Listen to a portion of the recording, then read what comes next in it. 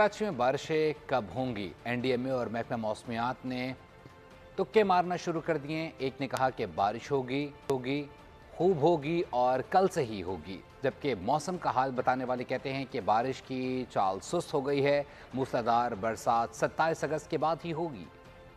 NDMA और महकमा मौसमियात के दरमियान तुक्केबाजी का खेल। कौमी इदारे ने कहा कि कराची वाले तैयार रहें, बादल गरजेंगे भी खूब, बरसेंगे भी खूब। जी हां, एनडीएमए ने कल 23 अगस्त से 25 अगस्त तक बारिश का इम्कान जाहिर किया है। जी हां, एनडीएमए ने कल 23 अगस्त से 25 अगस्त तक बारिश का इम्कान जाहिर किया है। मौसम का हाल बताने वालों ने मौसम की चाल बताई और एनडीएमए के चलन पर शुबहात जाहिर कर दिए। देखना ये है कि कराची में तुक्केबाजी का मैदान कौन मारता है, लेकिन में जब भी बरसे कराची वाले इंतजामी नाअहलियों से नबर्द आजमा होने के लिए हम वक्त तैयार हैं।